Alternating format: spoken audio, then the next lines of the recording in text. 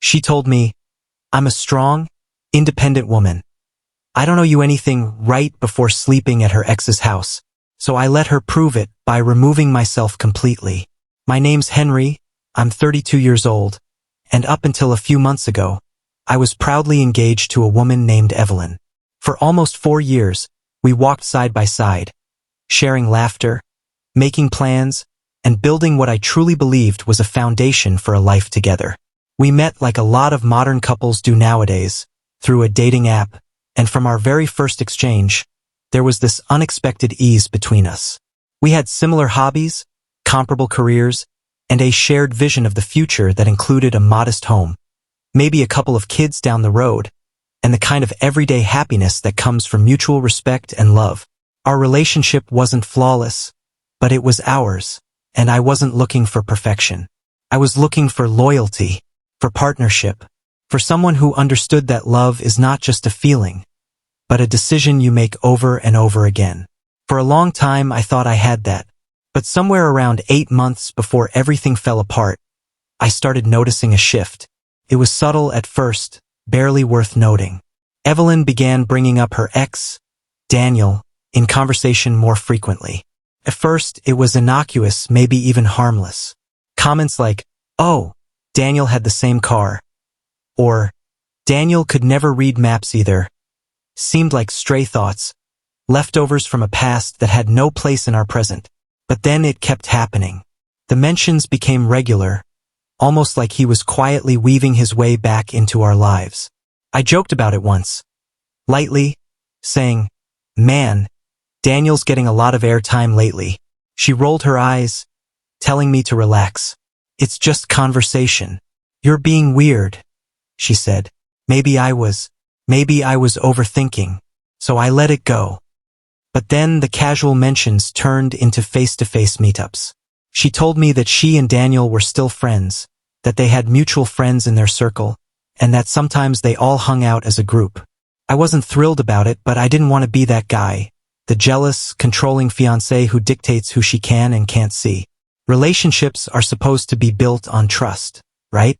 That's what I kept telling myself. But that trust was tested harder than I ever anticipated when one Friday evening, right in the middle of dinner, she casually looked up from her plate and said, "Oh, just so you know, I'm staying at Daniel's this weekend." I thought I misheard her. "You're what?" I asked, barely processing. "Yeah," she repeated, like it was the most normal thing in the world. "We're going hiking Saturday morning with some friends. His place is closer to the trail, so it's just easier." I tried to stay calm, tried to hold onto the last thread of sanity. "You're spending the weekend at your ex's house?" She didn't even blink, didn't even look guilty. "Henry, I'm a strong, independent woman. I don't owe you explanations." In that moment, something inside me shifted. This woman, the one I had envisioned a future with, was telling me, without any hesitation, that her autonomy was more important than our relationship's integrity, that my discomfort meant less than her convenience. And the worst part? She wasn't asking for a conversation. She was declaring it. I asked her if she realized how insane that sounded. Telling your fiancé you're sleeping at your ex's house like it's a motel. She leaned back and said, "If you have a problem with it, that's your issue. I'm not doing anything wrong." I didn't yell. I didn't beg. I didn't even get angry. I just sat there quietly, nodding, letting the realization sink in. If Evelyn wanted to prove she was so independent, then so be it. She could prove it without me. Once she left that evening with her overnight bag and a breezy, "Don't wait up," I got to work. The first thing I did was log into our joint savings account, the one we'd opened to save for our wedding, our honeymoon, our future. I transferred out only my share, every cent I had put in back into my personal savings. I didn't touch a dime of hers. No pettiness, just a clean cut. Then I reviewed our lease. The townhome we lived in was under my name only. I paid the bulk of the rent because I earned more, but Evelyn had contributed a fair amount over the years. Still, legally, it was mine. I called the landlord, let him know that my fiancé would no longer be residing there, and asked if someone could be sent to change the locks by Monday. He was sympathetic, even offered to waive the fee for the lock change. Next, I began packing. Methodically, thoughtfully, I boxed up all her belongings. Her clothes, her bathroom essentials, her kitchen gadgets, her random trinkets and notebooks from the junk drawer. Each box was labeled neatly. I placed them all by the door. Took hours, but it felt like therapy. Like taking back control piece by piece. Sunday night came. I was on the couch watching the game when I heard a key fumble in the lock. Once, twice, then a sharp knock. "Henry? What's going on?" she asked. I opened the door just a crack. "Looks like you're back." Her eyes moved from me to the boxes. Confusion bloomed into panic. What is this?" I kept my voice even. "You said you're a strong, independent woman, so you don't need to live here anymore." She looked at me, mouth open, but no words came. Finally, "You're serious?" "Dead serious." She waffled for a moment between rage and desperation. "You're seriously kicking me out over nothing? This is insane, Henry." "Over nothing?" I asked, crossing my arms. "You told me you were spending the weekend at your ex's house, then told me you don't owe me explanations. So I'm giving you what you wanted. No explanations. No compromises. No home." Her voice softened, calculated now. "Henry, come on. Don't do this. We're engaged. We've built so much together. This isn't how adults solve things." I nodded. "You're right. Adults talk things out. Adults don't crash at their ex's house and then blame their partner for being upset." She sighed. "It wasn't behind your back. I told you. And that doesn't make it better," I replied. She looked at the boxes again, hoping maybe they'd disappear. Then came the panic. "Where am I supposed to go, Henry? I didn't plan for this." I shrugged. "Daniel's house seems like a perfectly acceptable option. Wasn't a problem 2 days ago." Her face hardened. "That's cruel." "No," I said calmly. "Cruel is disrespecting your partner, then gaslighting them into believing they're the problem. I'm not playing that game." She waited, maybe hoping I'd cave. But I didn't. I stepped back, gave her one final nod, and said, "You've got an hour to take your stuff. Keys won't work by morning." Then I closed the door. I stood there listening. No screaming. No crying. Just silence. Then, slowly, I heard the shuffling of boxes being loaded into her car. The next few days passed quietly, almost too quietly. There were no angry texts, no middle-of-the-night calls, not even a single passive-aggressive Instagram story about healing or toxic men. Honestly, I expected fireworks, but instead I got radio silence, and that, in its own way, felt even heavier. I went about my days, returned to my workouts, called my mom, cooked dinner for one. It was strange how quickly life could shift, how a person could go from being your everyday to just a ghost you hear echoes of in the silence. Then, midweek, the messages started. First, it was a simple, "Can we please talk?" followed by a longer text a few hours later that read, "I realized I handled things badly. I never meant to hurt you. I didn't think it would come to this. Can we meet?" I left them on read, not out of spite, but because I genuinely needed space. Space to breathe.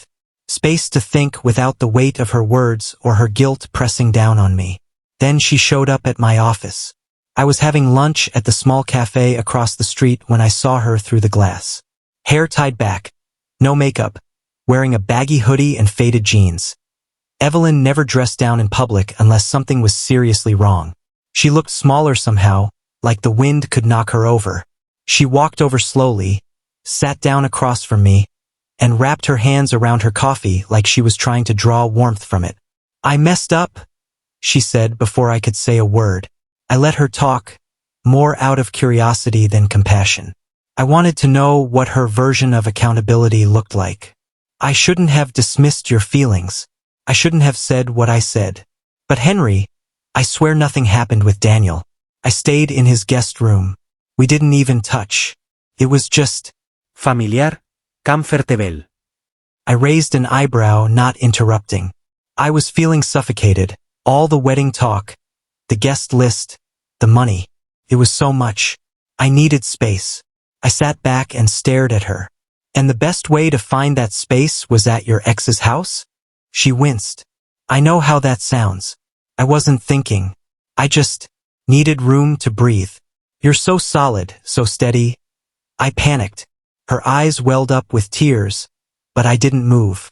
Not out of cruelty, but because I'd been on the receiving end of those tears before. I knew how easily they could be weaponized. Can we try counseling? Therapy? Anything? She whispered. Please don't throw this away. I looked down at my coffee, swirling the cream with my spoon. I already did, I said quietly. Not out of hate, but because I don't think I can ever trust you again. And without trust, what's left? She sat there, frozen, her eyes wide with the realization that her independence, the thing she wielded like a sword, had cut down the one person who would have gone to war beside her. I stood, dropped a 20 on the table, and walked away without looking back. But as it turned out, that wasn't the end. Not even close. 2 weeks later, I got a text from a mutual friend. Dude, check Evelyn's Facebook. You won't believe this. Against my better judgment, I opened it. Our photos were gone. Relationship status. Blank. But the post that hit me hardest was one she shared with a soft-focused sunset background. Sometimes you outgrow people who can't handle a strong, independent woman. On to better things. The comments were split.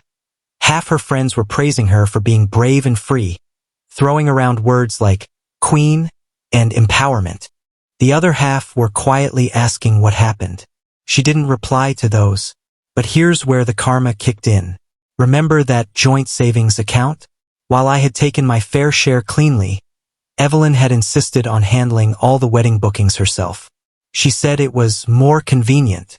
The venue, the photographer, the caterer, all of it was under her name.